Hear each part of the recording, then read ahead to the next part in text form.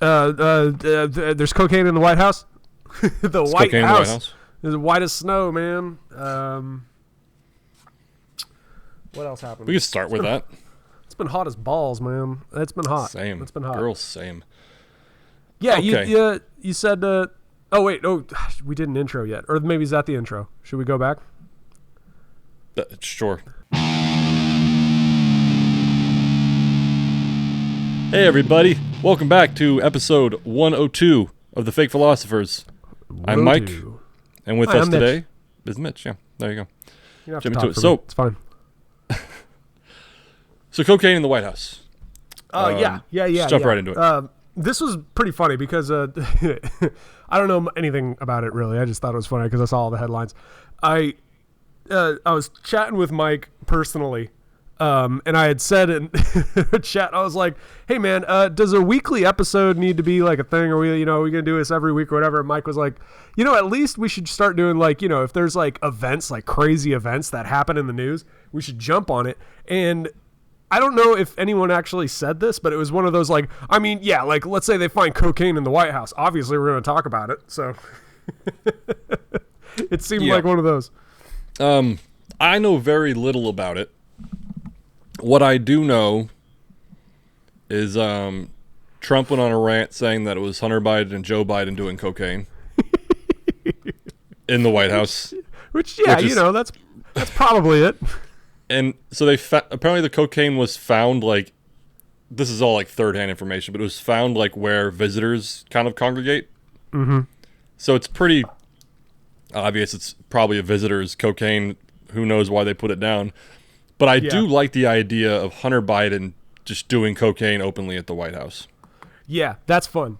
That's fun. I like the I would support videos that have support that. I like the videos that have surfaced about they're showing like the Biden family out on the deck or whatever, and they're talking, and then they're like zooming in on a very out of focused Hunter Biden in the background doing the kind of like rubbing his nose and and it's the funniest shit because it's like it's nothing really, but it's funny like thinking about that and thinking like memes. It's the memes. We made fun of a submarine that crashed, that imploded with people inside. We can make fun of this too. It's fun. And you know what? You're absolutely. It's probably an intern or some visitor or whatever. It was someone doing coke, and that. I bet Hunter Biden was like, "Did you see that stepped on shit that was found? That was not my cocaine. It's not my cocaine." First call Joe made was, "Son."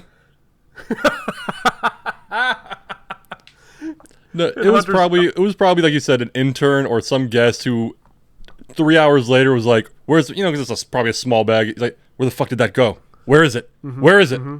And then they looked at the news and was like, "Oh shit, oh." yeah, oh." So funny. Big though. old fucking investigate. It's really funny, yeah. It's and I laugh at the oh my god, if it were the other way around, do you think the media would be covering this? Look at the double standard. Look at the double standard. If Trump was found with cocaine in his White House, like no, it'd be the same deal. It'd be the same. One side of the media would be blowing it way out of proportion, which the Republicans are right now, and the other side would be like, that's kind of funny. Yeah. This is fucked. I think I think it'd be the same thing if someone found cocaine at the White House and Trump was in there. I think everyone would be like, all right. Now, if I would think the memes would be funnier. If Trump was in the White House, I think the memes would be funnier. Not that I have experience, because like Trump kind of acts like he's on cocaine sometimes. Oh yeah. So that would be kind of funny. Like Biden's definitely not on cocaine. No, he's not. No. Biden's taking some what's that shit called? He's like on heroin or some shit. Like the downers. Technically cocaine's a downer, but that's not the stereotype, so. Is it really? Technically. Cocaine's technically a depressant? I believe so. Don't quote me. But I remember someone saying quote that. You. It's in the internet now, dude. You're in public. It's out there. It's out there. No, so I remember someone saying that it's technically it's a downer, but it has the reputation of like I'm not a fucking physician, but I feel like if you snort anything, it's gonna fucking give you a rush. Yeah. Just because of the way you're taking it. That makes sense. But technically, I believe it is a downer. Oh, okay. Did you get a chance to see Cocaine Bear yet? I haven't. I want to. I just haven't seen it yet. Fucking hilarious. It's a terrible. Well, it's not terrible. It was actually like the quality's there. I heard the cast is pretty top notch, but someone told me it was kind of like Snakes on a Plane. Kinda. I think it was better than that. Well, because Snakes on a Plane, I think Snakes on a Plane was great. Oh, okay, yeah. I'm not saying that there wasn't plot holes. I'm not saying that there was some issues with it. But like as just a movie going into a movie called Snakes on a Plane, you're like, okay, I could ease up my judgments a little bit, 100%. And it was fucking great. It was fucking great. It's kind of like I compared it. Yeah, Snakes on a Plane would be a great comparison actually. Now that I think about it, but yeah, that and Hot Tub Time Machine is another one. Like when you heard the title, you're like, this is gonna be fucking dumb. And then they're like, yeah, we called it that. We know it's gonna be fucking dumb. Just go with it. I mean, it's exactly like by certain names. Like Hot Tub Time Machine's a perfect example. Mm-hmm. Snakes on a Plane, another example. Cocaine Bear. Yeah, like, it's going to be ridiculous. You're going in with certain expectations, but not completely. Yeah. The failure side of that when it comes to titles is movies like Alien versus Predator, where the creators were like, "No, it's Alien versus Predator. Take this seriously," and then it was fucking terrible, and everyone's like, "Come on, you could have gone the other way with it." And you know what sucked about Alien versus Predator? Like, I actually enjoyed it, but it wasn't good. It wasn't what we thought it would be. And then like. AVP Requiem. And I remember the trailers for Requiem. Yeah, the trailers for Requiem, everyone was like, this is it! This is it! And then you watched it and it's like, oh, fucking again. They got me again. Like, Jesus Christ. I remember seeing, like, it was like the R-rated, even the trailer was R-rated. Yeah. And I watched the trailer and I was like, oh my God, this is it. This is it. Oh my God. And then I watched it and I was like, oh, this is dog shit. This is fucking dumb. I remember seeing Alien vs. Predator in the movie theater, and my friend Ryan and I almost got kicked out because we we were very much like making fun of the movie as it was going along, kind of like, and we thought we were fucking, Mystery Science Theater, just chill it out, but and because there was people laughing, and then eventually Usher was like, you guys got to cut it out. You're ruining the movie for everyone. That's what I should have said. It's like, am I ruining it? Is someone having a bad experience with it? No, Cocaine Bear. Back to cocaine. I haven't. Cocaine. Give it a watch, because it is one of those. It's like, we don't take it seriously, obviously, because of look at the title, and it was actually really funny, and I love the over the top kind of shit. So, it's on Peacock, I think. If you buy the Peacock, I'm not sure if I have Peacock. There's too much shit now. There's too many goddamn streaming devices. Too much shit, man. Yeah, too many streaming devices. The network wars still carry on. They're just not on TV networks anymore. It's just changed mediums, really. Yeah, and I remember this was pre-COVID, because I think COVID pushed it for like faster. But I remember when Amazon Prime, it was mainly like Amazon, Netflix. Those were like the ones. HBO has always had an on-demand service. It just never was that popular. Okay. Until recent years. But so I think COVID really pushed, because I remember thinking, like, with Netflix and Amazon, I remember talking to someone and predicting collectively, like, we think this is the way that television's going to go. Because it's convenient. You don't have to, like, okay, this show's coming on at 7, and I have to be there if I want to see it right away at 7 on Thursday. And so, like, we had this prediction discussion, like, this is, I think, most of the networks are going to go that way. And sure enough, Paramount Plus, that's not ABC, that's NBC? No, Peacock is NBC. I don't know. Yeah, Peacock is NBC. Yeah, Peacock's whatever The Office was. So I only have Peacock because they took The Office off of Netflix, and my parents just about had a conniption. They were like, God, what are we going to watch at 2 a.m. when we have insomnia? Like, the Office. Dude. So my mom started recording The Office when there were reruns, and they had their DVR was full of The Office. And then Peacock came out, and they're like, well, we're going to buy it. We got to buy it. And I'm like, I will buy you all the DVDs for like $40. Done. And they're like, yeah, but you got to get up. You got to put the DVD in. You have to change it. Yeah. I'm like, that's a good point. You go to Amazon and you buy the show on Amazon. Oh, yeah. Okay. Yeah, should have done that. Rather than pay for the whole goddamn Peacock. But I do have Peacock now, and it's pretty awesome. So I think we have the free version of Peacock. Would you just get ads and shit? And there's certain things. Does. Channel 4. No, we had the free version of the app, and you still get ads, and I think you're not privy to some of the shit they have. Okay, yeah. I never watch it. I mean, it was a bummer because I love The Office, and on Netflix, that would be just what I put on. Right, yeah. I'm working on my laptop, Office. I would say that's why I loved The Office so much. It's not even that I loved it so much. It was because it was so available to watch all the time. So I watched it all the time, and therefore became a great fan of it. So, yeah. So I would watch also now. Seinfeld's kind of a go-to, just because I know Seinfeld. It's good. What other shows? I did Scrubs once, where I just like did a run of Scrubs while I worked on my computer. Did that, yeah. No, but yeah, The Office. The Office was a good one. Short episodes, like you don't have to pay attention too much, especially if you've already seen it. That was a good behind like background noise show. Yeah. So Peacock does have these, what are they called? The super episodes, the super fan episodes or whatever, and they're basically like director's cut editions of episodes. Oh, nice. Dude, I just recently, I forgot the details, but like there are still some like deleted scenes that they're like releasing every now and then, and I'm like, really? What the fuck was this? God dang it. Like there was one where Michael was like smacking people on the ass.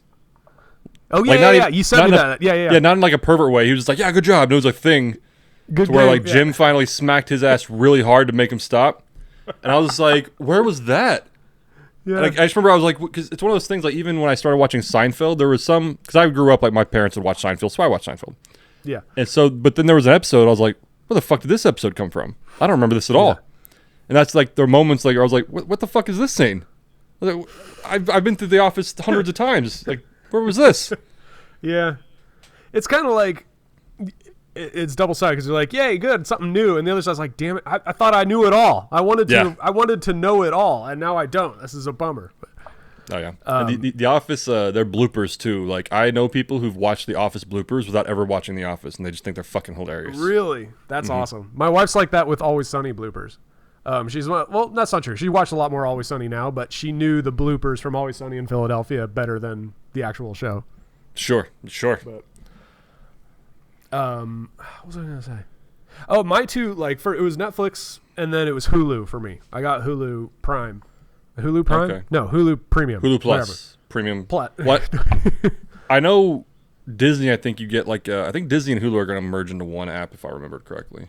Probably. Hulu offers the HBO add-on and all that, but you know it's just the network, the battle of the networks, the same kind of thing. I mean, what we had back in the golden age of TV, there was 3 or 4 NBC, ABC, and then like a couple networks, and that's when you had the Addams Family and the Munsters on at the same time, and it was like or you had Bewitched and I Dream of Jeannie on at the same time, and you're like whatever. Now it's the same shit. It's just different. It's just not on TV anymore. And you don't. There are still commercials. You just pay for them. You just pay for them instead. Yeah. It's the same. It's the same stuff. And I think it's fine. Competition, capitalism, I'm all about it. But it does get kind of annoying because at least when it was like the free, quote unquote free TV, like you could just watch whatever and be like, all right, cool, yeah. But now it's kind of like, oh, if I want to watch that show the right way, I have to pay money. Yeah. Now my dad is one who, because Netflix will drop movies and shows and pick up movies and shows and all of them do, available to watch until this date or whatever. My dad thinks that is like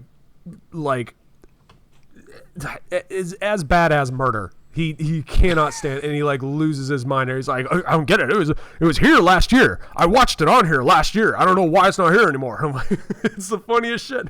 It's like signing and trading athletes, man. Yeah, like teams trade. Yeah, there's an argument that people make, and it's one of those that's just so dumb. I don't want to invest time thinking about it, but here I am going to talk about it on my podcast. It's when people say, I wish all the streaming platforms could just be in one and just one big package. I wish they would just all put it into one. Why can't? And then if we just pay a little bit more, we get all the stuff done. It's one like it's the cure for cancer. It's never going to happen because there's way too much money involved, and it's just not going to. Even if they could, they wouldn't do it. And that will just. I think that, I mean, obviously, as like an idealist, it's like, yeah, everything in one place, cool. But then you kind of think about like you pay a little more.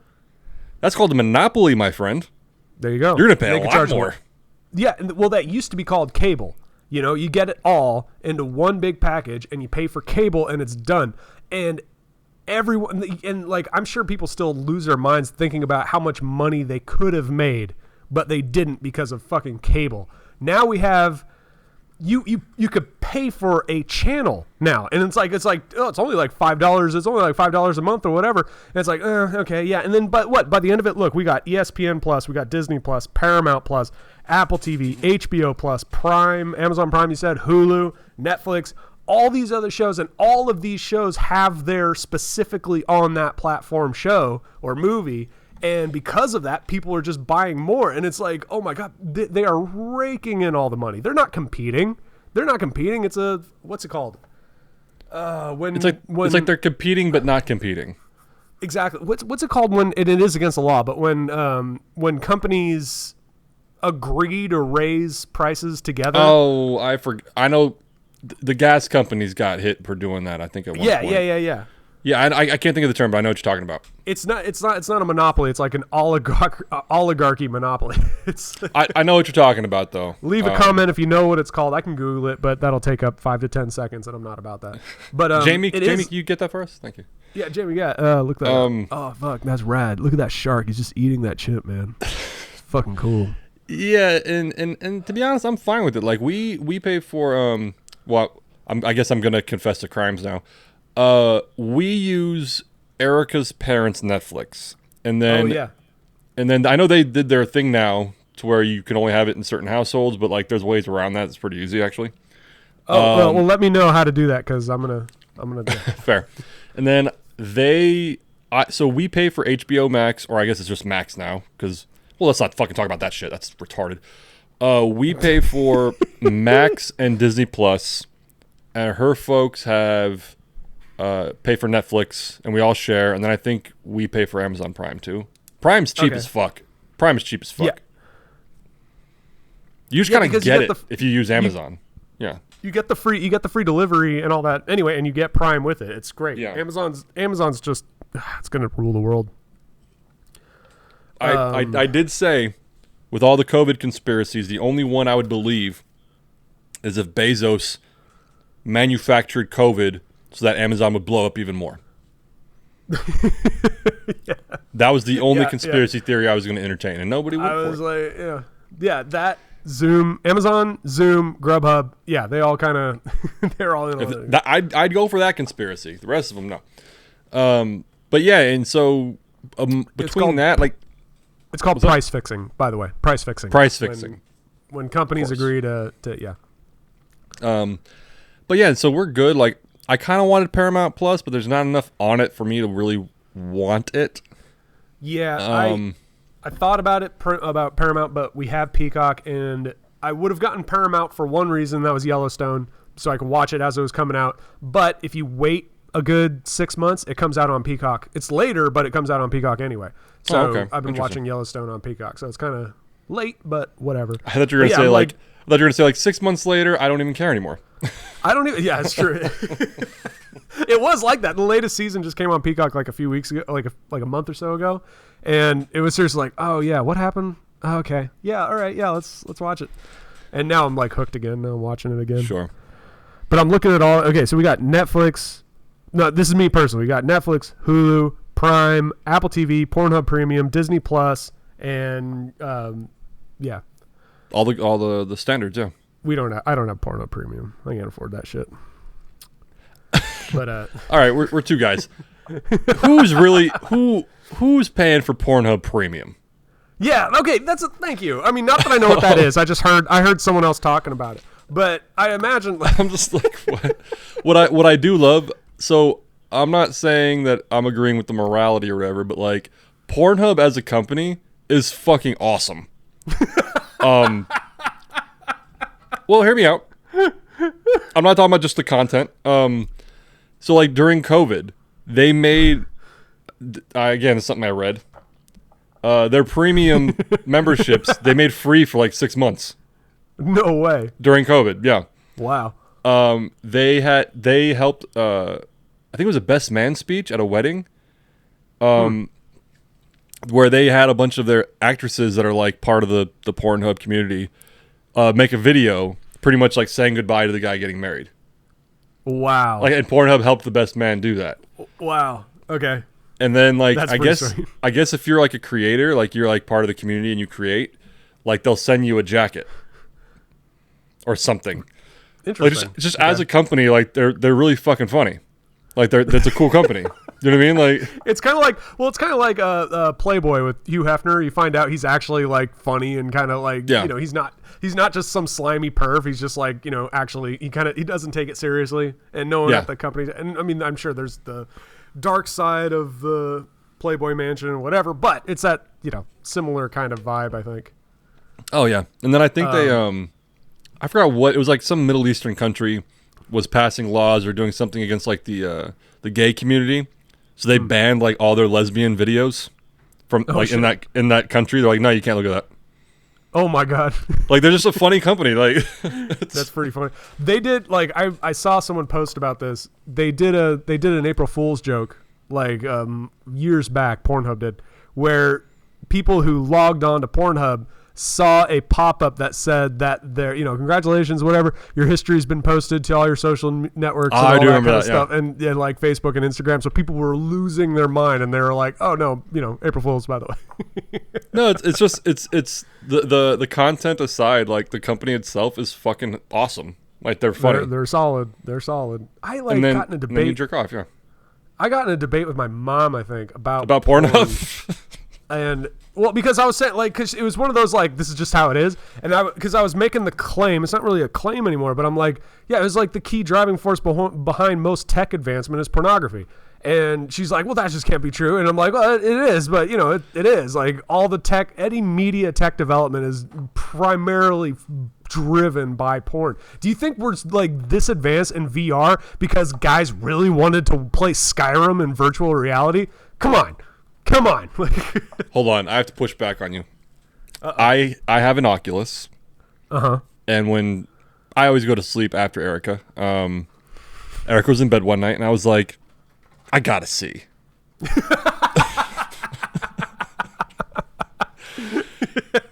And let me tell you, he's turning red for our listeners. Mike's let me tell you, bright red. It's amazing. Not a fan. Was it like watching Cloverfield? Or just like motion sickness? Well, no. So, hey, if you're a female user, just go ahead and log off there. Yeah, that's fine. No. So, like, have you used an Oculus before? Done VR. I've used VR when my friend brought it over. We did the Rift. Yeah.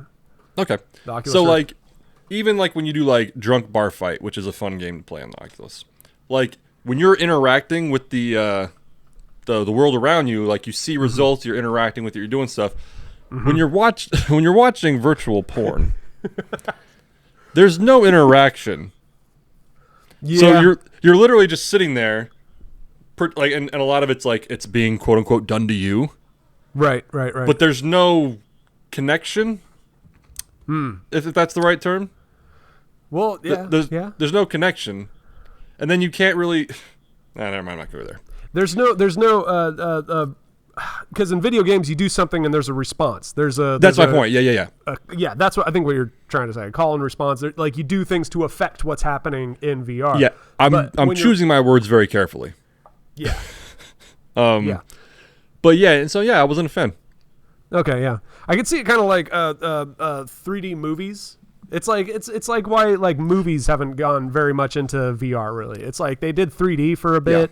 It was like 6 hours they did 3D. Well, and you got to think VR movies, like if you're not looking the right way, you're gonna miss a lot of shit. Right. Yeah. So I played when I was actually on the Oculus a lot more. When I had more free time, I played like the Iron Man game, and it was fun as fuck. But there were times just if I'm not looking the right way, I'll miss something. And that was in a game. Okay. Yeah. So I can't imagine a movie. Imagine watching Avengers Endgame on that shit. I never played Skyrim VR. Never played Fallout 4. I did play the Rick and Morty VR game. Amazing, but Rick and Morty has a VR game. Okay. Oh yeah, they were one of the. Justin Roiland apparently is a super freak when it comes to video games and VR development and all that, and so they made a Rick and Morty VR game, really fun. Anyway. Yeah. So Pornhub. Yeah, then go Pornhub. But who buys the premium? Who buys the premium? Come on. It's like when people I heard some comedians say who has porno mags still? You're basically saying that the internet doesn't exist. It's like, come on, you can get everything. Yeah, and that's even now when someone gets a virus on their computer and you find out it was because they downloaded illegal porn. I'm like, you know, there's at least 5 websites that are completely free and virus free. Yep. Where are you going where you're still getting viruses? Is that not doing it for you? Do you got to go into the depths? Is that maybe some guys just get excited by that. It's oh, it's the risk, man. It's the risk. I might get something. And that's what does it. Gee, yeah, you're probably not wrong. I'm not judging. I'm judging a little bit. But you do. Yeah, I've seen from what I've read, the premium, and I'm just like, who's getting that? Why do you need that? Yeah. Yeah. Are you not entertained?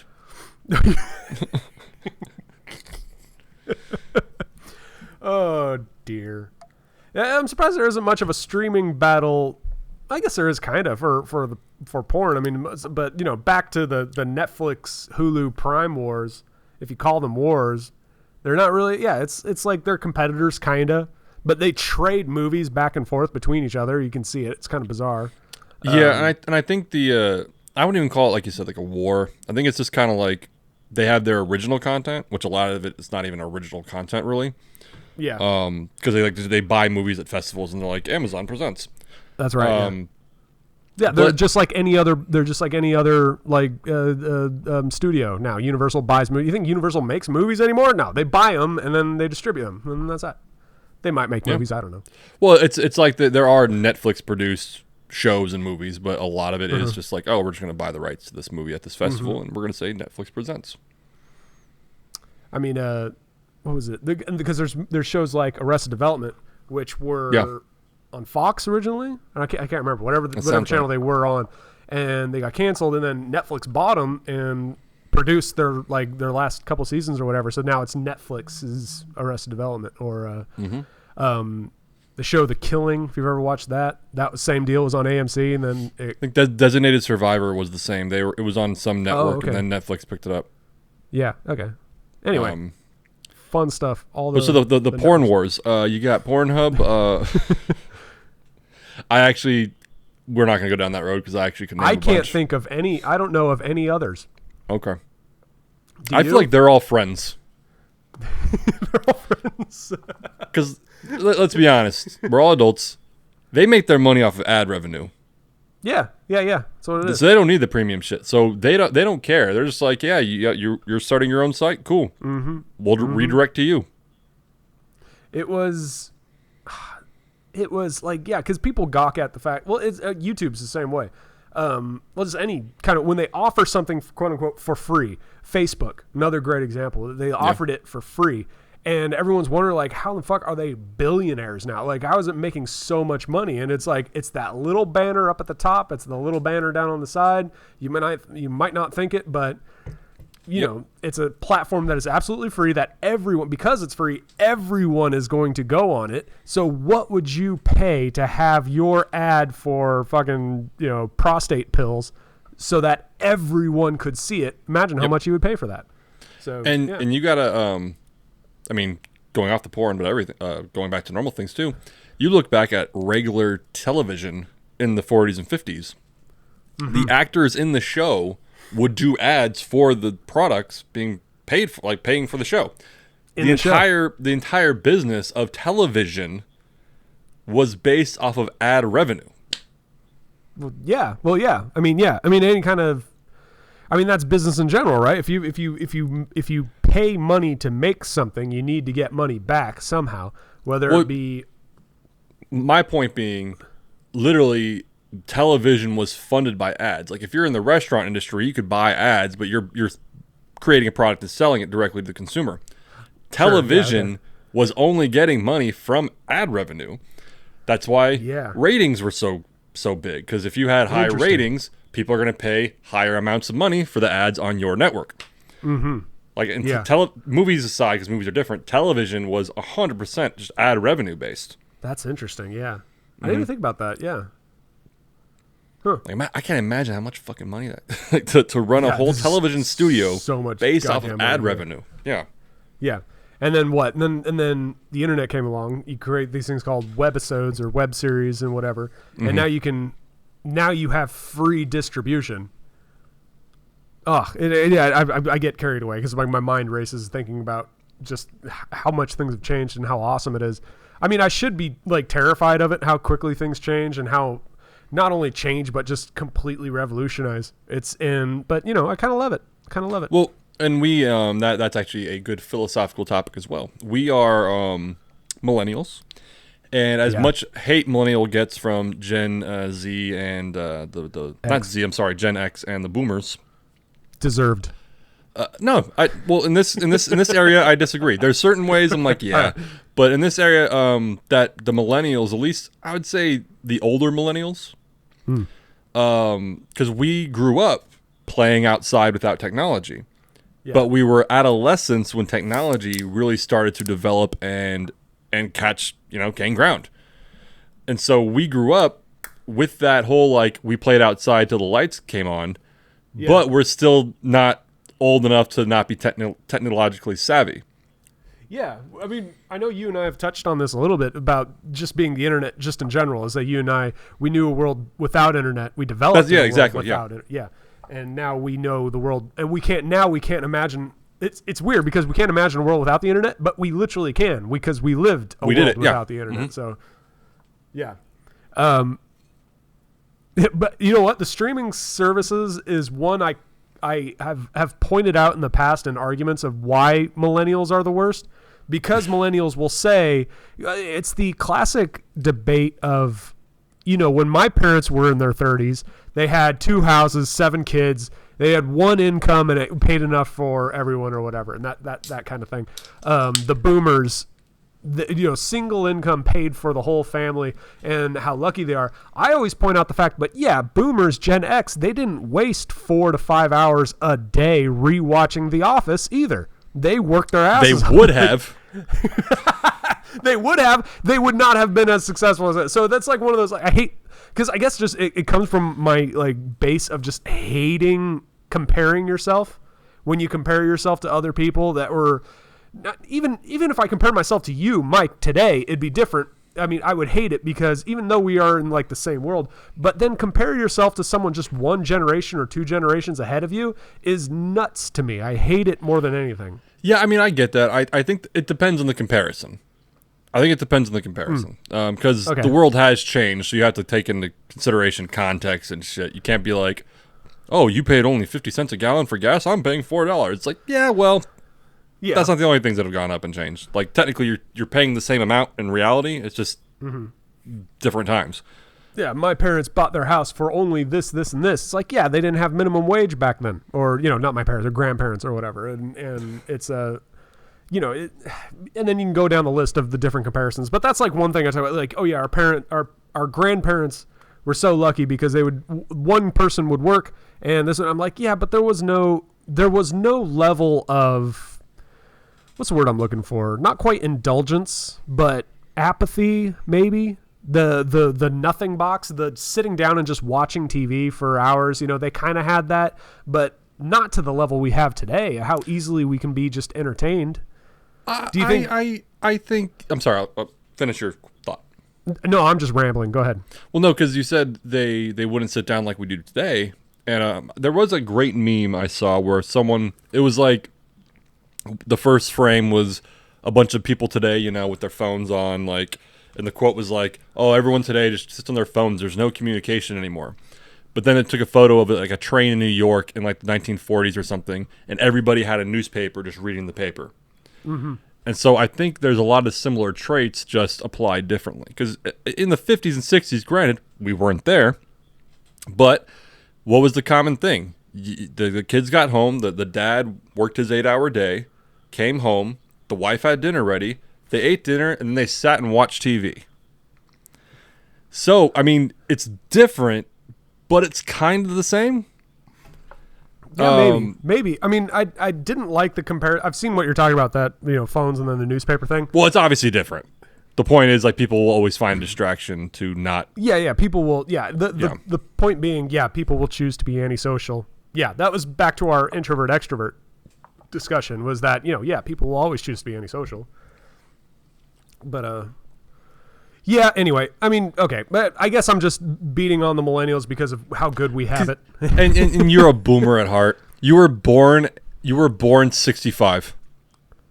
Thank you. That's actually really cool. That's probably one of the best compliments I've ever gotten. But yeah, no, millennials hate themselves more than anyone. And it's pretty awesome. The only thing, well, yeah, if it's like legitimate, just hating themselves or like depression. But what I do, or both, or whatever. But what I do hate about like the term millennial, is that I'm gonna pick on you boomers for a second there, huh? Is that like they'll just say like millennial is just a term used for a younger person you don't like.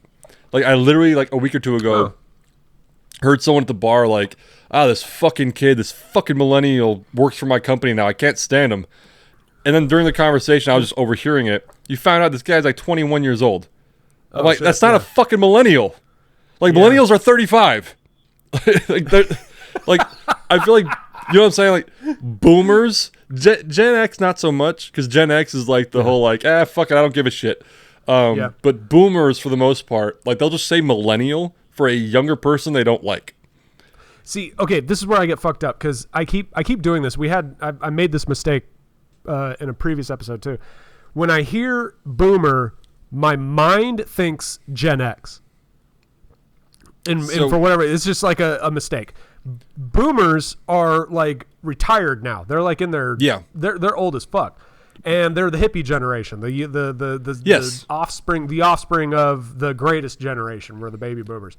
Yes. Can't stand the boomers. Anyone wants to hate on the boomers. I might hate boomers more than I hate millennials, and 100%. So when millennials and boomers like are fighting, I'm like rock and roll. I've always loved the greatest generation, obviously, and Gen X the most. Yeah, because Gen X, that was like born in like the 60s.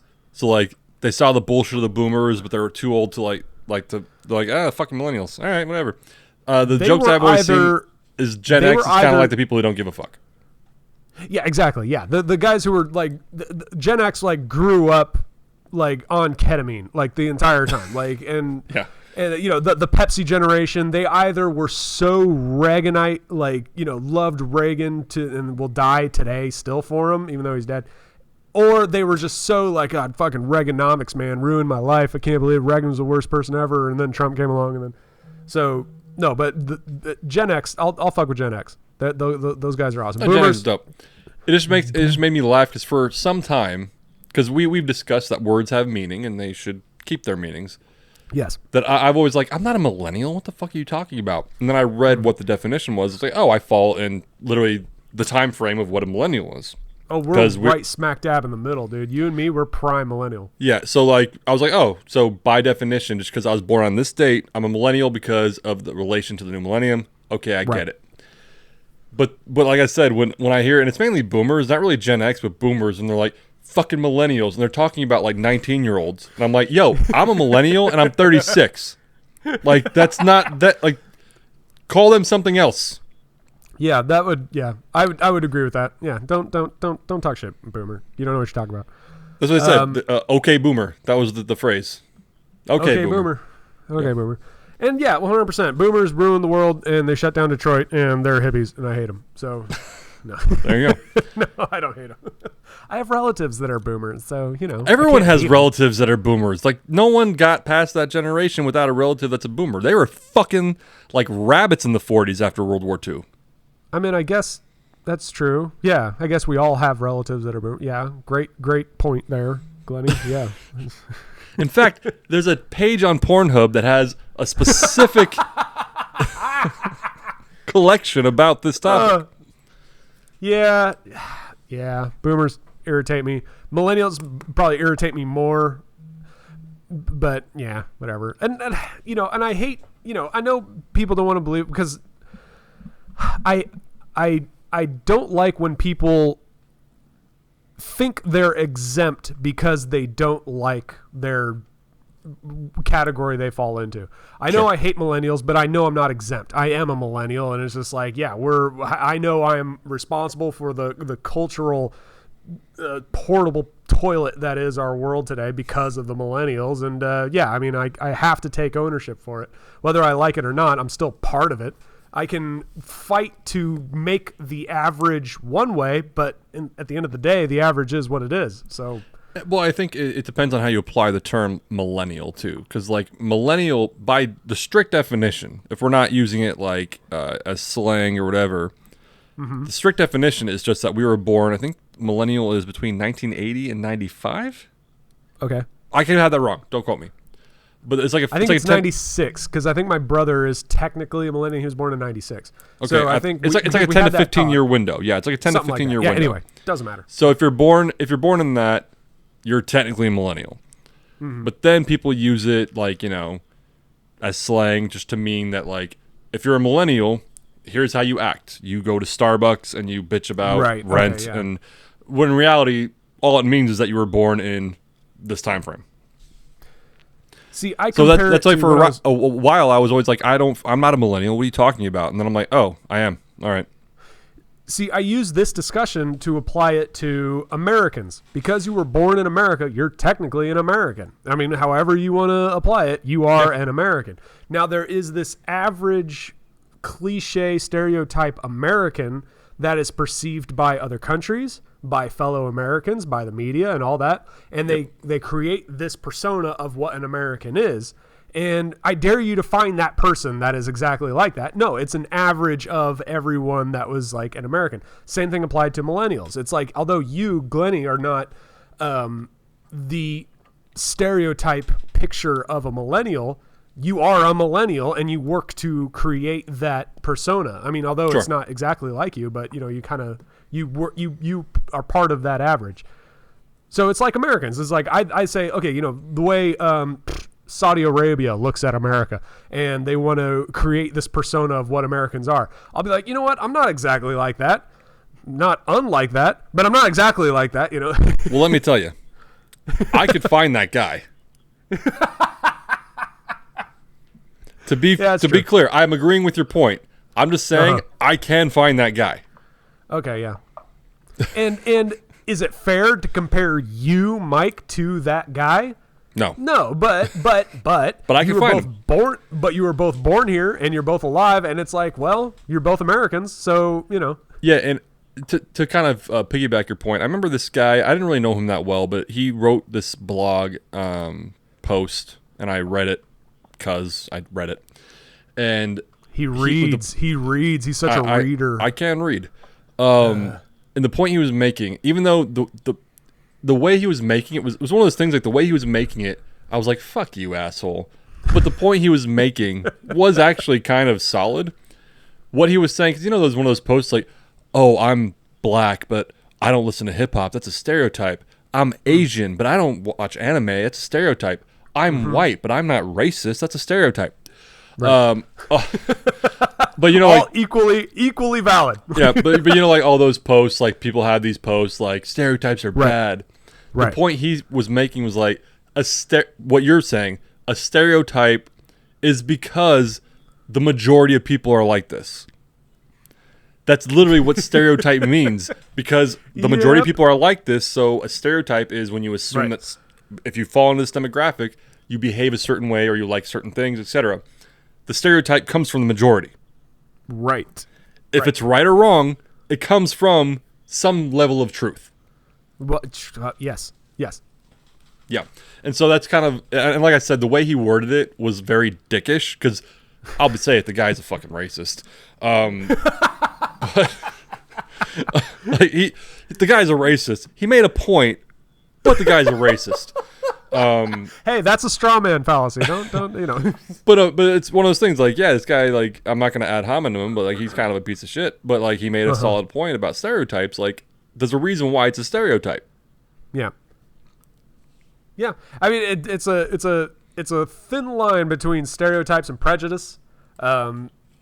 People carry stereotypes just because of the group you're born into. And it's not always race, it's age. Everyone just assumes shit about millennials. When they find out you're a millennial, they assume some shit because there's a stereotype, because it's true for a majority of us. Oh, you must be a millennial. I bet you like IPAs and Facebook, huh? Like, all right, go fuck yourself. You, Mitch. You're attacking me now. That's not even an example. You're just coming after me. I called you a boomer, and now you're coming after me. Yeah. No, fuck the boomers. Oh, you're a boomer. Oh, man, I bet you love Bob Dylan. Okay, you know what? Okay. I bet you loved your all-white cafes, huh?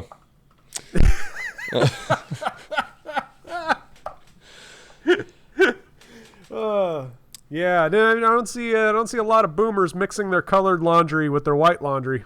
Just they keep them very separate. Can I say, to take a jump right here, that scene in We Were Soldiers was fucking funny. Which one? Which one? Which one? We Were Soldiers was Mel Gibson's Vietnam movie. Mel Gibson, yeah. Okay, that's exactly what I thought about when I mentioned that. That's the scene I thought about. Yeah, hilarious. The laundry scene. Yeah, making a great social point. But really fucking funny scene. Go ahead and describe the scene, because it's fucking awesome. Yeah. Yeah, to those who haven't seen it, briefly, the wives of I think it was the officers, right? The wives of the officers are all meeting to go over. All the soldiers are over in Vietnam, and they're fighting the Vietnamese. And they're fighting, and then all the wives are at home and having like a just hanging out, I guess. Because it's like the community, like they live like kind of on base, like in the community. Anyway, right. So they're having a meeting, and they're going over like the resources. The grocery stores are over here, the laundry centers are over here, and one clueless white lady was like, "You know what? That laundromat over off of blah blah blah street, it's good." It's strange. Yeah, it's strange, but they don't let you wash anything but your white clothes. And they're like, what do you mean? They're like, there's a clear sign on the windows saying no colors allowed. and all the women go quiet, and she's like, what? And then the black woman in the group is like, they mean colored people. And the woman's like, so good. And she's like, oh my God. And of course it makes a great social point for like the time. But like, especially now, like I've developed over the years to where I have a dark sense of humor. The last time I watched that movie and that scene came up, I was like, this scene's fucking hilarious. It's fucking hilarious. Yeah. Like that is it's great. If it was a sketch and they just stopped the sketch right when the black woman like started to speak, like she didn't say anything, but she was like about to say something and they just cut it there, it would be fucking gold. Like, that would be gold. Yeah. Oh, hilarious. Anyway. I love that scene. I remember watching it for the first time being like, oof, awkward. And then watching it for the second time being like, come on, this is funny, right? Like, oh no, the first time I was like, oh shit. Oh yeah. And then as I developed, the last time I saw that, I was like, that's fucking funny. It's a good movie. I watch it. Yeah, I watch it every now and then. It's a good movie. Well, it's kind of, I was about to really just take a weird tangent. It's funny about that scene because I see it in a lot of movies and it bums me out, and it shouldn't bum me out, but it really bums me out. And I don't know if you know what I'm talking about because it's a really specific little bummer that I have.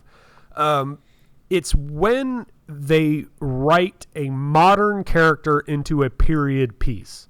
Okay. An example being, in that movie, in that scene, the black lady, she's sitting there and she's listening to his prejudice, like, whites only, or no colors, whatever the sign said.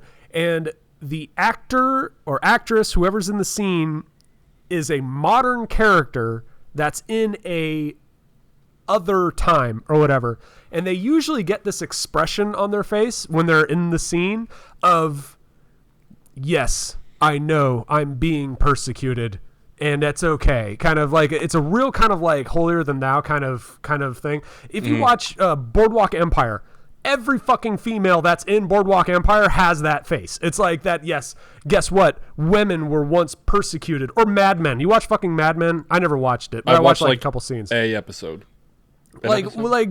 Every female in that is like, by the 500,000th episode or however long that show ran, it's like, hey, by the way, did you know that dudes were really fucked up to women back in this time? I don't know if you noticed.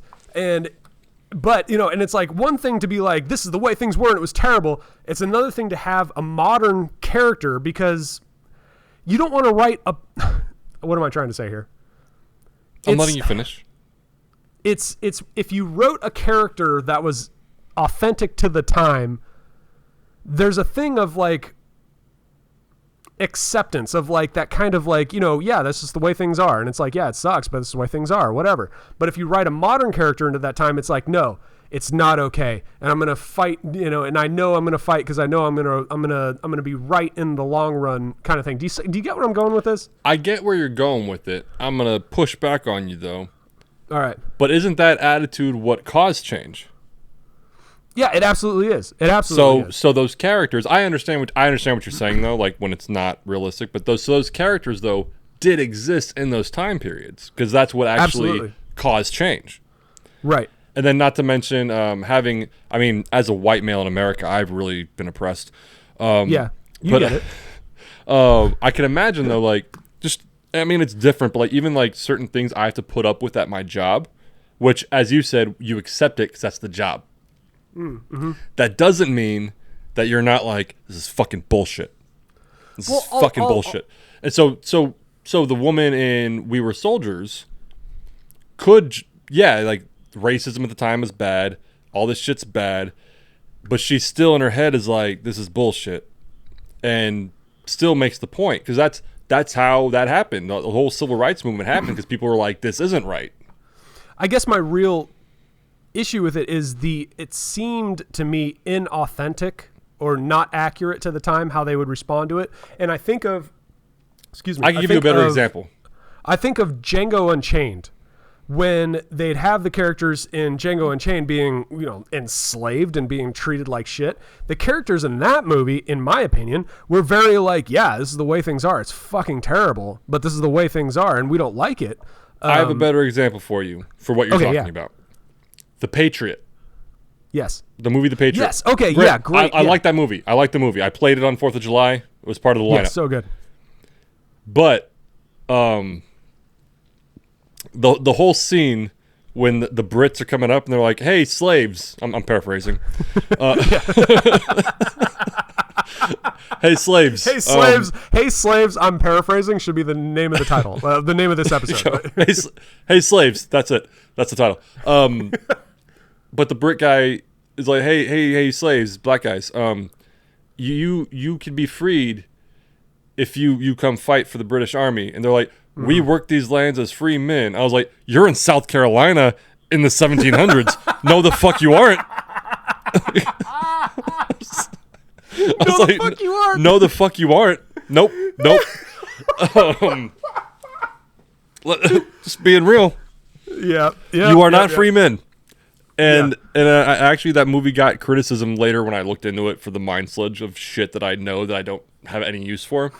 Is that the movie took criticism because the real guy who Mel Gibson's character was kind of based on owned slaves and like had a plantation. But because Mel Gibson, he didn't want to look like a bad guy. He's not a slave owner. They work the land as free men, and he pays them and he takes care of them. No, you are slaves. It is 1776, and you're in South Carolina. You are slaves. That's, I think, a better example of like this false narrative. Yeah.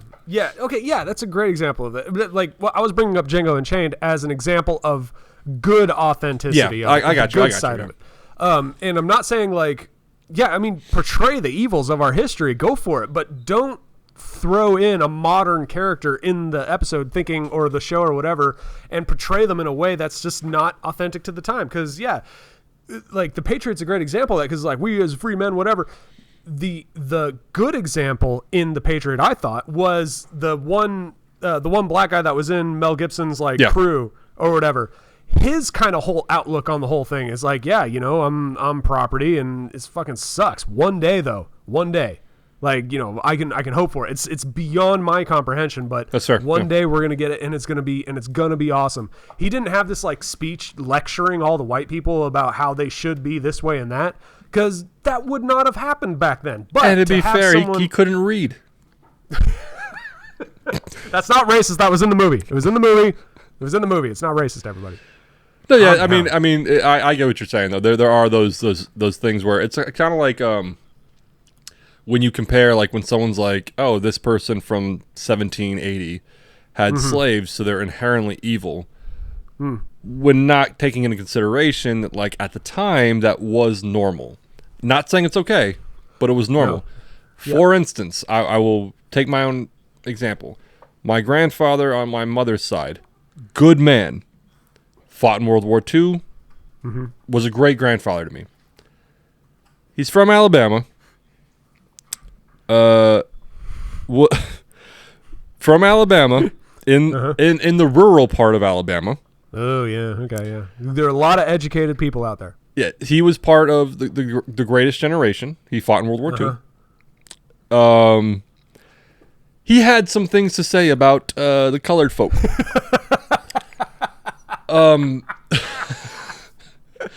No, mentioned him before. You've mentioned him before, and this has been pretty awesome because we discussed him, if you remember, way back, the conversation about Nazis and who the greatest generation would the greatest generation defend the white supremacist right to vocalize whatever, and you and I were like, I don't know, my grandpa would fucking kill a Nazi any day. Like, I think the comparison was, will they be more upset about a Black Lives Matter protest? I mean, they're going to be upset about both, but a Black Lives Matter protest or those crazy people who were like flying the Nazi flags.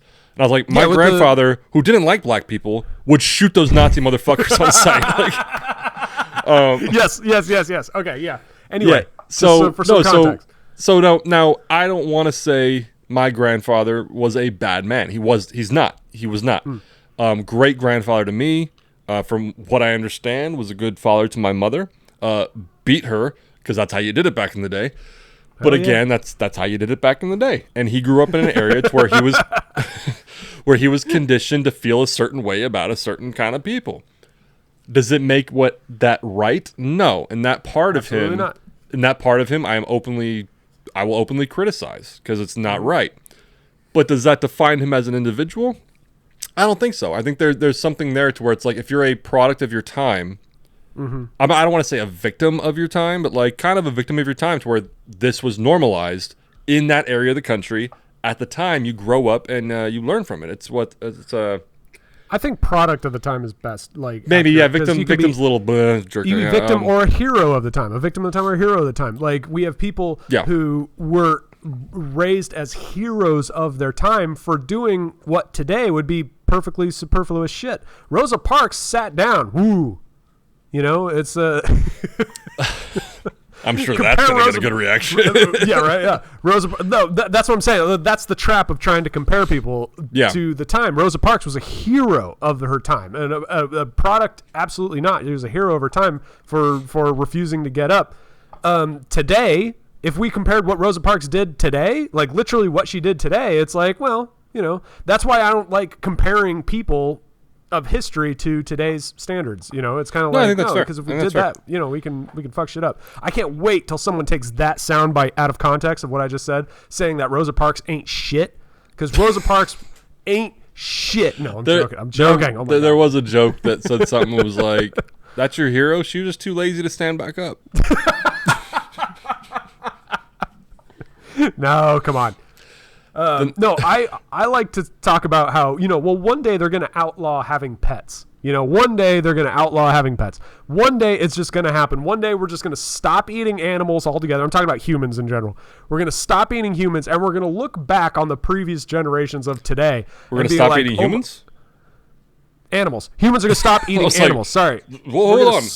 Tell me about your household. We're going to start eating humans. We're going to stop eating animals. Soylent Green, y'all. No, and then they'll be like, oh yeah, you know, oh my gosh, you know, what's a hero of today that everyone, Abraham Lincoln, kinda. Abraham Lincoln. Yeah, but did you know he ate meat? He ate meat, a piece of shit. Like, he killed other animals and ate them. That piece of shit. He's a fucking piece of shit. And it's like, well, I mean, come on, everyone did at the time. Yeah, well, I think, and that's we're going about an hour now, so we'll wrap up pretty soon. But I think that's kind of just the discipline of being able to criticize someone for what they did or didn't do, while still acknowledging their greatness, but because of the product of the time. We'll say product of the time. They did have these Like weaknesses. That's not a good example. I was going to bring up Cosby. Oh shit! Not a good example. Yeah, look, back in the '80s, it was fine. It was fine. Well, no one cared. It was Everyone expected. was doing it. It was expected. Everyone was doing it. Everyone did it. But so for instance,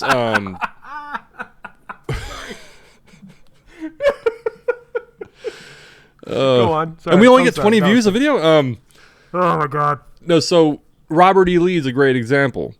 Okay, yeah. So I had this debate with someone. Robert E. Lee is such an interesting historical figure. Yeah. I'm saying that not to be funny. really Like, he's such an he interesting really is. figure. Absolutely, yeah.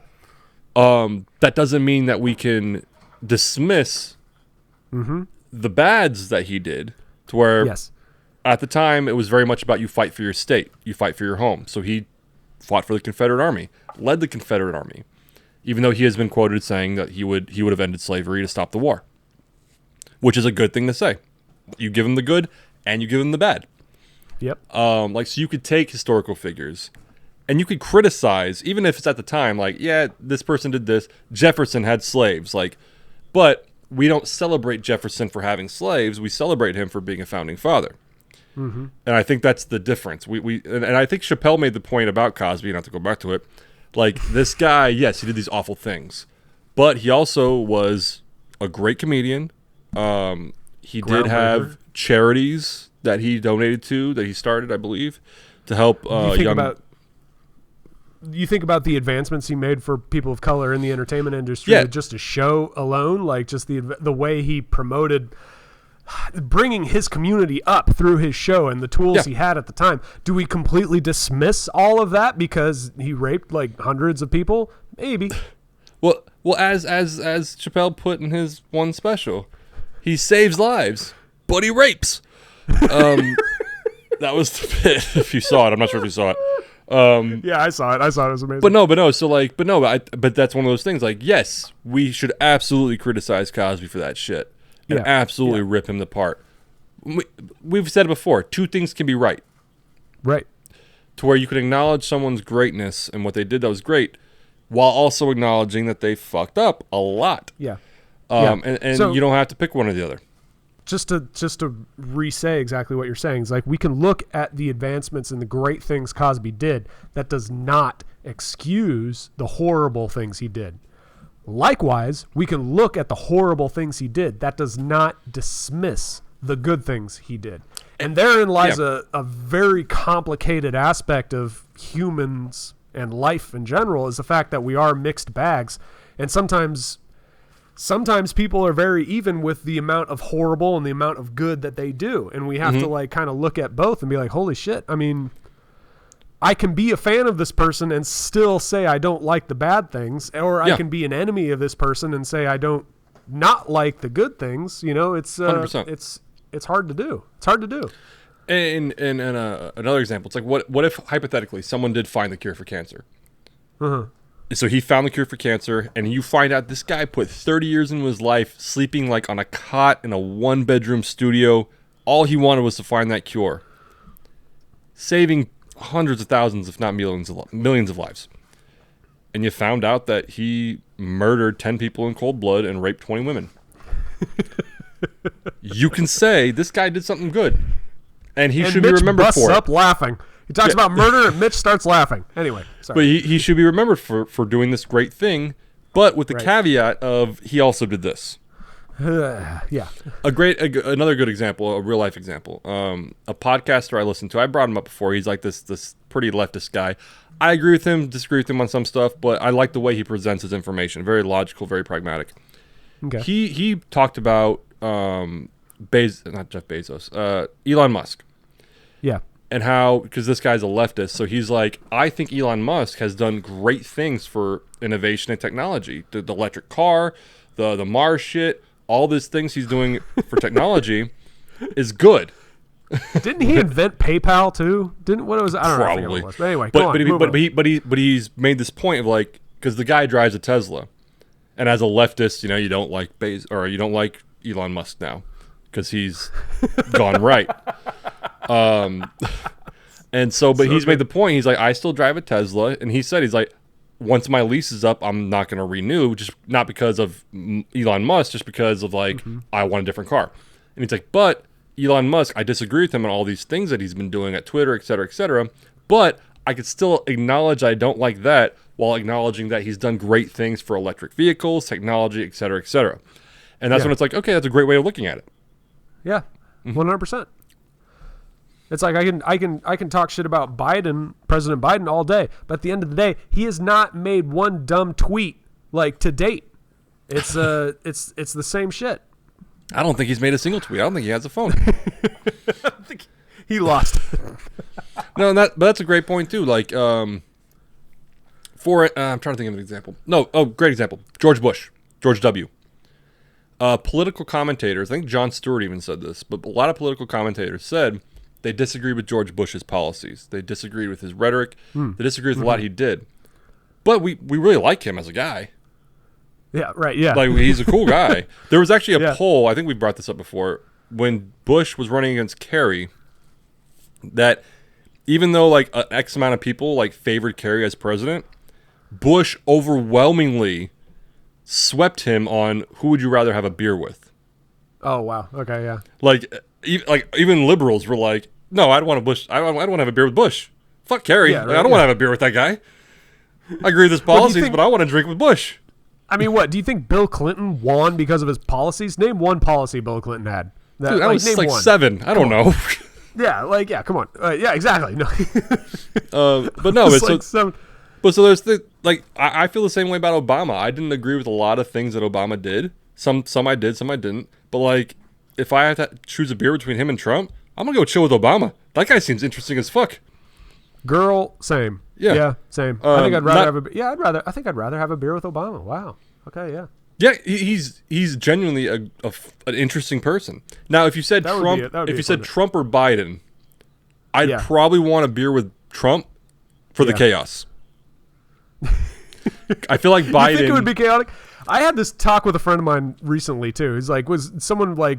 Because they were trying to say having a beer with Trump would be a bummer, and because of this and this. And I'm like, yeah, well, that's how the media portrays Trump. Yeah, but from what I've heard of what Trump is literally in personal life, like what he is in his actual day-to-day, not on the news, not in front of a camera, I think having a beer with Trump would be pretty interesting. I think it'd be pretty boring, because he'd probably talk about business and endgame shit. No, I think it would be very interesting, because we could dive into my personal opinion of Trump, not even the President Trump, just Trump himself. Because I think I said it before, I'm kind of a hipster in this regard. I disliked Trump even before he started running for president. Yeah, me too. Ugh. But that aside, so Biden, having a beer with Biden, I think Biden is a good man. Blech. I think he's a good man. I don't want him to be president. But I think having a beer with him, Jesus Christ, coming as a bartender, talking to a lot of different kinds of people, it would be so tedious, and yeah, I get that. It would be like a time vampire of just boring. Yeah, to where even if he had an interesting story, if he had an interesting story, I would just be tired of him telling it. Whereas Trump, career politician, kind of droning, he's a company man. He's a company man. He's a politician. But at least Trump, who I dislike tremendously, it would be interesting. To where, and I've done this with customers, not necessarily with politics, to where like if we're having a beer, granted apparently Trump doesn't drink, but if I'm having a beer, then fine. And I'm just like, Trump, how'd you lose the 2020 election again? Sip, and just let him go. And let him go. And just that would be good. You know what I mean? Just like, okay, that would be good. Tell me about your daughter. Sip, and just let him go. And let him go. Yeah. I'd rather have a beer with Obama over both of them. Yeah. But if it was Biden and Trump, would I have a beer with Trump? 100%. Because it'd be fun. Biden or Bernie? Bernie, 100%. That guy's old as fuck, but he still is interesting to me. And I'd be curious of what kind of beer he'd order. He infuriates me. It'd be like having a beer with a Representative Cortez. Like, it would drive me insane. Well, because I think you guys 100% politically do not agree. Yeah. Right. But I think he's an interesting person. And I think he's maybe. I mean, like, he joined the Senate when he was what, like 13? But he's been in the Senate for. No, yeah, he joined the Senate during the Civil War. But take the politics out of it. He's an interesting person. And I think I don't know, but I disagree. No, fuck you. You would have a ball having a beer with Bernie Sanders. I don't know. Like, what could he fucking talk about except fucking politics and just like what he thinks other people are going through and what he thinks people ought to get? And it's like the fact that you're going off on it right now tells me you would love to have a beer with this man. All right, maybe you're right. Maybe we're right. I'm gonna lower my prejudice, and I'm just gonna be like, what? Maybe. So, an example, you like Ben Shapiro. Yeah. Shapiro had, I always forget this guy's name, the Asian guy who ran for president for the Democrats. Andrew Yang. That interview. Yang. We had this mistake before when we called it Big Wang Energy. God damn it. Andrew Yang. Okay. So Ben Shapiro and Andrew Yang. Yes. He interviewed Yang. And that interview was so interesting to watch because two guys who didn't agree politically were having a great conversation, and they were digging it, and it was great to watch. That's you. That's you talking to Bernie. No, this is different because it's not about a difference of political differences, or even religious differences, or just outlook on life in general. It's like, no, I dig that. I love that. It's why I can chat with Danny like all day long about this horrible. My cats are going fucking nuts. I don't know if you can hear that. Anyway, sorry. It's not the difference of opinion or outlook that is the turnoff for me. It's hard to explain, and we're getting late anyway, so I don't know why we get into it. But I'm open to it. I want you to admit that. I want you to admit that you want to have a conversation with Bernie Sanders over a beer. You could talk movies. All right, yeah, it'd be cool to talk with Bernie Sanders. You know what? I'll admit that. You know, it'd be cool to have a beer with Bernie Sanders. But if it's between Sanders and Biden. Yeah, I'll go with Sanders. Yeah. Yes. Yeah. Bernie Sanders, yeah. Now, I will say, that being said, I don't think you would have fun talking to AOC. No, I would not. No, I would not. Because I wouldn't talk. I don't feel like I would talk. I don't think... It's one of those things, like, if I were single, I'd want to fuck her. But talking to her... I don't think I'd have a good time talking to her. I'll tell you exactly right now why the difference. Why? Because I feel like if I made an argument to Bernie... he would hear me, and he would listen, and he would counter, and he would be much more informed and better at arguing than me, which I love. I'm like, cool. And he'd find common ground too. And he'd find common ground. See, you're bringing me around. You're bringing me around. See, now I'm like, God damn it. Okay, God damn it. Mike is right. Okay, yeah. So chatting with Bernie about something I completely disagree with, we can get down to fundamentals about what it means to be a human and what we should expect from the world, which is nothing. And he would bring me a different point of view, and we'd have a good chat.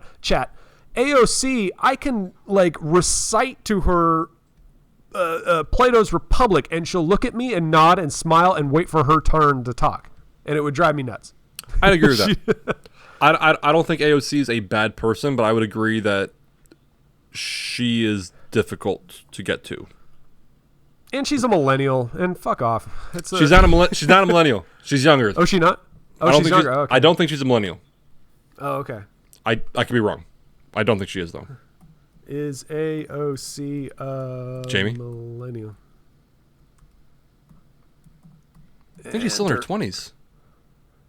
Represents the millennial generation as a whole far less than she represents working class. Okay, this is just an opinion poll, blah, blah, blah. How old is AOC? When's she born?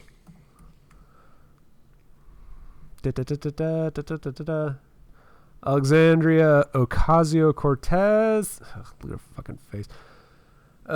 She was born in 89. Oh, fuck me. She is a millennial. Right. October 89. Wow. I thought she was younger for some reason. I did too. I truly did too. I did too. Like 5 years younger at least. I thought she was like 29. Like yeah. Yeah. No, well, she took office at 29, so there. No, I don't know. No, she's 33. Okay, yeah. See, like, and that's why I'd be like, if I were chatting with her, I'd be like, you don't know what the fuck you're talking about because I don't know what I'm talking about. You don't know either. God damn it. And I'm older than you by like 4 months. So shut up and listen. Right. I have experience. I have life experience. And that truly, and I'm like, that would truly be like why I would listen to Bernie. I'd be like, this guy's been around a lot longer than I have. Maybe he's got something I should I might not agree with him, but he knows some shit. He's seen some shit. He knows a lot. He's been around a lot more than I have. And you know what? Maybe I should shut up and listen to what he has to say. Like, yep. All right, well, let's wrap it up there. Again, if you caught it in the beginning, to our faithful 20 to 30 viewers, we're not going to be doing weekly anymore. We're just pretty much going to shoot as we see fit. If there's something interesting to talk about, we'll talk about it. Yeah. And if there's nothing interesting to talk about, but we're just bored, we'll get together and we'll shoot. I'll tell you what, there was a good 2-3 weeks where we didn't do an episode, or I didn't do an episode. I was out for a while, just recently. It was out for 2-3 weeks. And after a while, I was like, shit, I'm kind of craving it. I'm kind of, I gotta get back and And I think that's, we're all being transparent here with the audience. I think, just with our schedules, I've been busy, you've been busy, everyone's been busy as fuck. It's been tough to shoot and record. Mike's got kids now. I've got pups. I got puppies. Yes. Mike adopted some puppies. They're adorable. That's been a pain in the ass, by the way. But no. So we're still gonna record. We're still gonna have episodes. It's just not gonna be on a weekly basis. We just won't post it. We're still gonna record. We're just not gonna record shit. It'll be great. We're gonna have a conversation. It's gonna be amazing. But we're still gonna be posting, just not as frequently. Just pretty much when we actually have something to talk about, or we feel the need to, we will. But it's not gonna be on a weekly basis anymore. If there's cocaine in the White House or something, we'll find it. So yeah. If there's meth in the White House, we're definitely covering that. Oh, we're going back. We're coming back for that. Mm-hmm. And with that said, Mitch, I'll let you have the last word. Hope. No. I don't know. Okay, not that. Anyway, no. That was dumb. Hey, thanks for listening, everybody, and we'll see you. We'll see you at the next episode. And have fun, and drive fast. Just drive really fast. Work hard, drive fast, and swerve a lot.